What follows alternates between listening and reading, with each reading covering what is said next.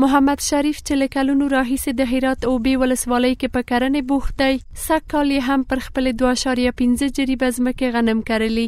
وایي د تیرو کلونو په څیر سږ کال یې هم یو اندازه پیسې د درملو او کیمیاوي سرو د پیرلو لپاره لګولي ترڅو حاصلات ډیر شي. خو دغه کرنیزو درملو او کیمیاوي سرو کروندو ته د ګټې پر ځای زیان اړولی دی.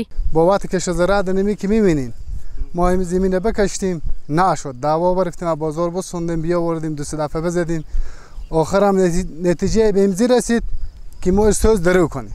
آنو میبینین تصویر شاید نشون بده فایده نکرد با ما، کشت زراعت همی شد. ځینې نور کروندګر هم وایي د کرنیزو درملو د لوړې بیې او بې کیفیته اوسېدو له کبله حاصلات ښه وده نه لري او هر کال زیانمنېږي. دوی د هرات د کرنې ریاست له مسؤلینو د بې کیفیته کرنیزو درملو واردولو څخه د مخنیوي او په وړیا توګه د کیمیاوي سرو د ویشلو غوښتونکي دي.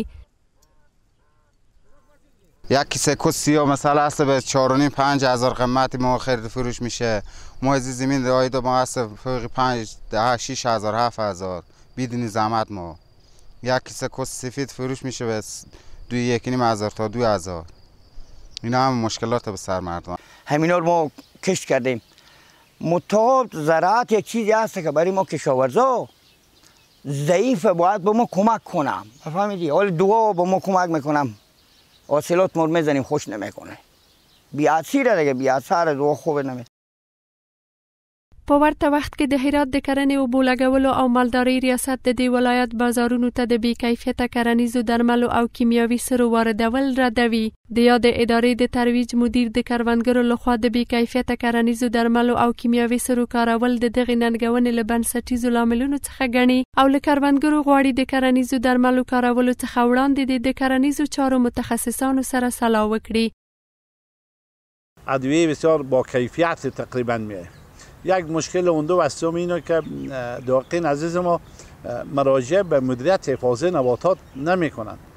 چقدر خوبه که دقیقین عزیز ما زمانی که به اصطلاح اگر کدام امراض یا آفات بالاخره در مزرعه از اینا، در باغ از اینا، در سبزیجات از اینا اگر بروز میکنه، اینا سمپل یا نمونه امو مرض به اصطلاح یا امو برگ تاک یا برگ درخت یا بالاخره هر چیزی که هست به مدیریت حفاظت نباتات ببرن. مدیریت حفاظت نباتات ما بهترین متخصصین لابراتوار بسیار مجهز دارین. د هرات د کرنې ریاست مسؤلین هم ډاډ ورکوي په روان مریض کال کې 80,000 کروندګرو ته 6,000 ټونه کیمیاوي سرې او هم په دغه ولایت کې کروندګرو ته څه باندې 3,000 ټونه اصلاح شوي غنم په وړیا توګه ویشلي دي.